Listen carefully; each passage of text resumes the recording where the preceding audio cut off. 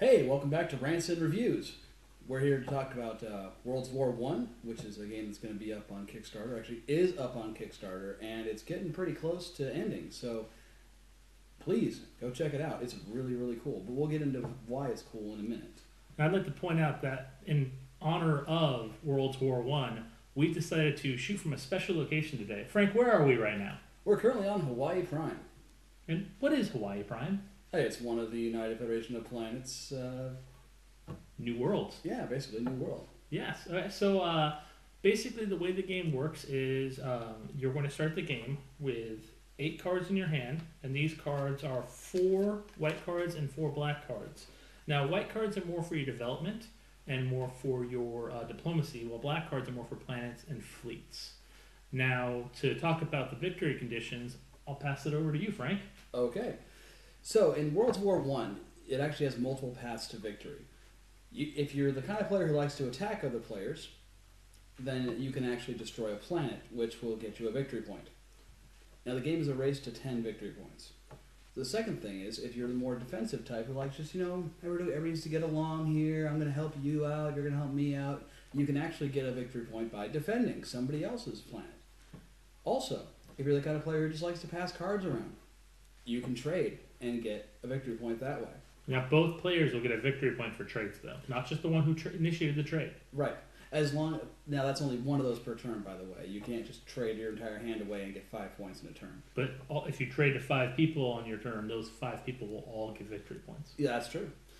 The last 2 things is if you are the kind of player who likes to kind of turtle up a little bit, you can produce 10 resources during your production phase, which we'll get to that in a minute. And lastly, if you're the kind of player who just isn't sure what you want to do, well, you can just play down 3 different colored planets, and as long as you control 3 different unique colors at the end of your production phase, you get a victory point. Now, keep in mind, that might be a little bit more difficult than you think. Mm-hmm. In the game, you gain resource points by planets, and certain planets give certain resource points. For instance, I start off gaining 2 resource points for my Russian resources each turn. Frank blue with his British resources. Yep. If I want to put down a blue planet, I would have to have some of Frank's blue resources, Correct. Which is not easy to accomplish. But they are up for trade. They are up for trade, if you can convince the other people to trade. Then again, they'd have to be helping you win the game. So we're just going to jump into just a couple quick turns just so you can see how the game works. Mm-hmm. On my turn, I count my hand. If I have 10 or more cards, I have to discard down to 10. Like I said earlier, I have 8, so I don't have to worry about that. Then I draw 1 white card and 1 black card. After that, I gain my resources, which, since I have only my homeworld, I gain 2 Russian resources, putting me at a total of 3. With these 3 resources, I can spend later, but I can't spend yet. Buying things at the end of my turn. Next turn will be trading. Now, you are playing a game against other players, but in your hand will be multiple colored cards. You have your own colors and other nations' colors, and even other nations that aren't even in the game, depending on how many players you're playing with. So it might behoove you to trade away some of these cards you don't need. Now, for instance, I have no interest in this expanding markets card. It's too much resources to basically get from Frank in trades. So I can turn to him and say, Frank, I'd like to trade this blue card to you. It's very helpful for you. Would you be willing to trade me maybe a red card, something that I can use? Well, yeah, I actually happen to have a red card here, Mercenary Terraformers, which is actually interesting because it's red or green. Awesome. So that means I definitely can use it. Yeah, absolutely. And this is going to make it so your planets cost 1 less resource to play.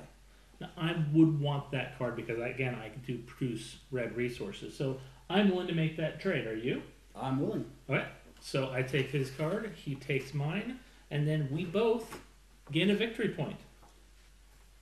That allows us to go up in the ranks, and if we're playing with multiple players, 2 players might trade regularly to gain an advantage over the third. This might feel like middle child syndrome, but don't worry. The game is very flexible where even if they're working together, there are things you can do to stop them. Yes, there are. And the game does play 2 to 5 as well, right? Yes, 2 to 5. 2 to 5 players, because there's 5 unique home worlds with 5 unique playstyles. Mhm. And so the next thing on my track is to do diplomacy. This is where I can attack somebody or play a diplomacy card upon someone. Now the game is still early.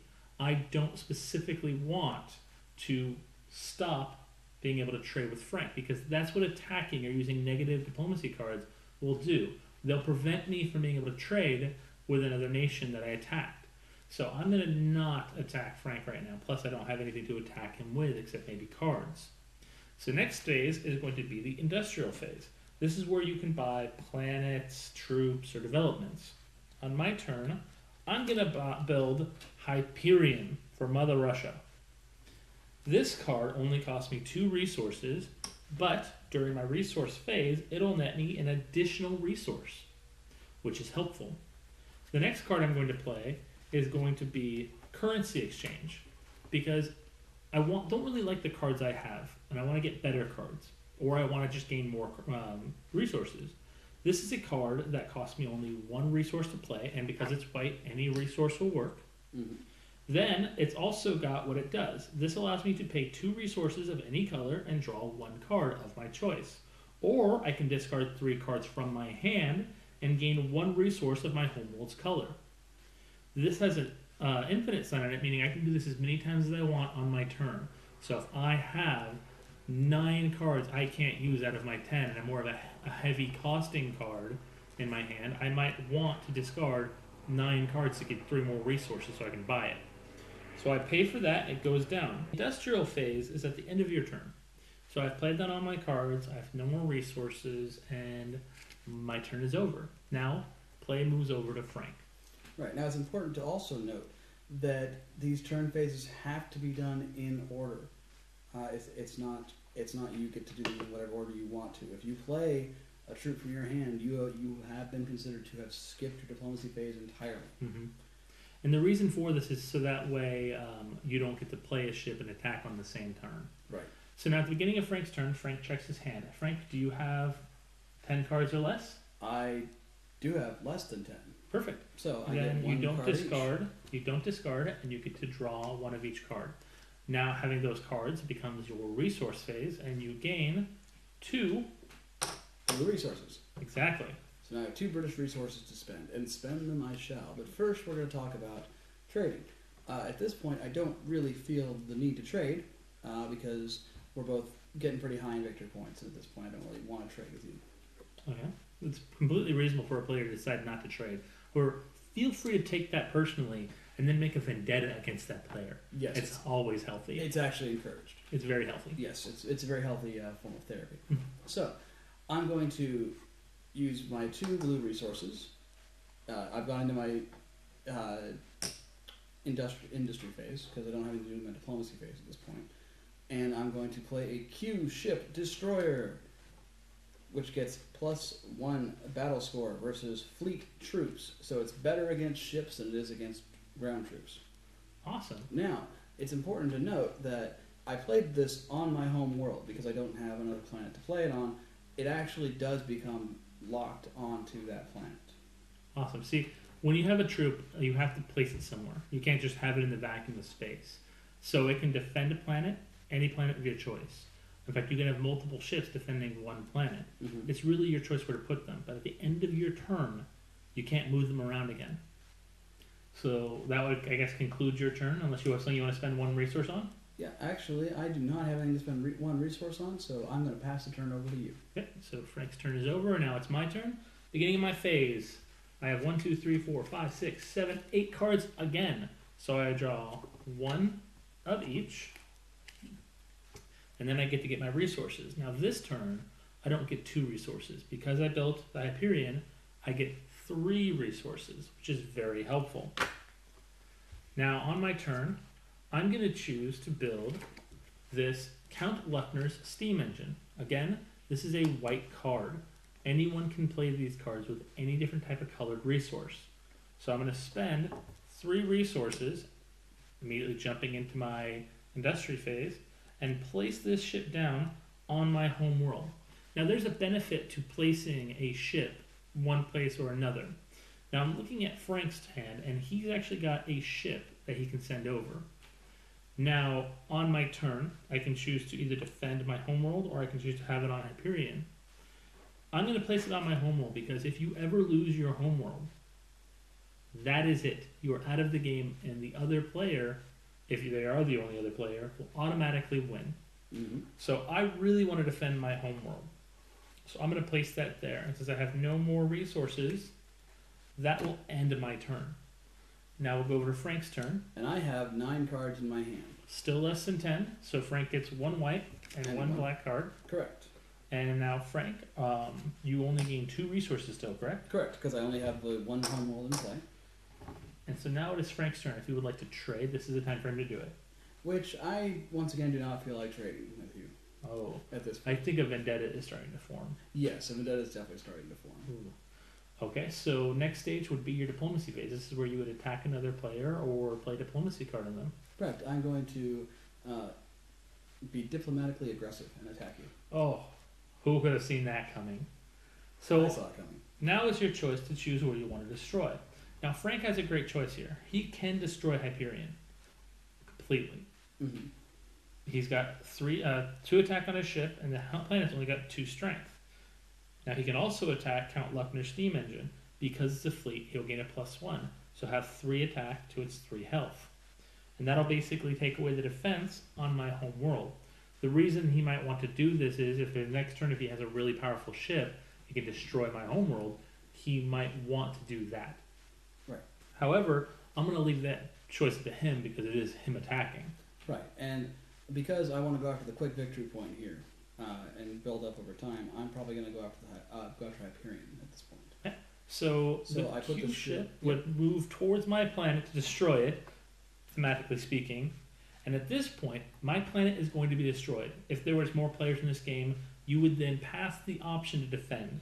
It would go from the right of the player being attacked. Mm-hmm. So it goes to Frank, who of course is in combat, so he can't help, and then we'll go to the next player, and they would say, yes, I would like to help, and they would send a ship to defend it. Now it's important to note that there is no trample damage in this game. If you have a ship that is less than the attack strength of the other ship, it doesn't go forward through to the planet. Right, it just stops there. So even if you attack me with a 10 power ship and I put a 1 in front of it, that ship would be destroyed, and now he would not be able to play that ship again this turn. He has to wait till next turn to attack again. Correct. So Frank is successful. Correct. He's destroyed my planet. And he gets to go to victory point. So I'm now sitting at 7 victory points. Now keep in mind, we started this little middle of the field. Yes. Normally you do start at 0 victory points. Although if you do want a faster game, you could start at 5. I wouldn't personally recommend it. This game either. is a lot of fun, and I recommend that you play it all the way through. We got a really good chance to play it at Strategicon, and it was a lot of fun. Yes. So I think that's all I really need to show you about the gameplay for now. We covered a lot of it. So we'll go into what we think about it now. Absolutely, and we'll start with Eric, what he thinks about it. Thanks for letting me go first this time, Frank. Usually you get to go first, so I'll take the opportunity. I really enjoyed this game. I, in fact, posted my own personal review of this game at Board Game Geek, and you can really tell how much I love this game. I got a chance to play this game at Strategicon, and it was a giant group play. And frankly, it was tons of fun, frankly. You really need to check out this game. You need to check out the Kickstarter. You need to check out the videos they have on there. Click every link, everything. Go there and check it out. You owe it to this game. You owe it to yourself. This game is tons of fun. Additionally, if you're in the Los Angeles area, I'd really recommend that you stop by Clockwork Couture on the 13th, Saturday, that noon to 6. They're going to be doing a big group play again. And if you miss it, you're going to feel horrible. Definitely check that out. Now, this game clearly belongs in my collection, but it also belongs in your collection. It belongs in everyone's collection. And I know it might seem like I say that a lot to some people, but this game is amazing, and you really will regret it if you don't pick it up. My final thoughts on World War I. This game is absolutely amazing. I have played it several times, and I've tried different strategies. I've tried different homeworlds. I've tried all the different variations that you can, and I have not had a bad game yet. Even the games I've lost, I've still had a really, really, really good time, and they've always been close. This game is really balanced, really fun to play, and it's got something for everybody. Whether you like to trade, whether you like to attack people, you've got great options in this particular game. And yeah, I already backed it, so that's how much I think about it. So obviously, I'm going to go with this game goes in my collection because hopefully when it finishes Kickstarter, it'll be successfully funded, and I'll be able to get it into my collection. So thank you for watching our review. And again, if you like this game, which I know you did, you should immediately go over to the link that I'll provide right here. Why is it always my face? Okay. Why are you complaining? Okay. And I recommend you go there and check out the game because it really is awesome. And it is ending as soon as possible. So you need to get there and fund it. If you like this game, you want this game, back it. That's how you're going to get it. Anything else you want to say, Frank, with the giant thing in front of your face? Yeah, I actually think that this game is awesome, and you definitely should go back it. Now, I know there's that standard thing that people out there don't like to back Kickstarters if they're not already at 80%, but you know what? It's only going to get there if you guys back it, and this game needs to get made. It really does. Very true. But thank you again, and play a game. Any game. Any game. Play this game. Play this game. Buy this game and play this game. Oh my gosh, yes. That should be the tagline. That's our tagline. It's not going to be the tagline. No, probably not. No, not going to be the tagline. Thank you.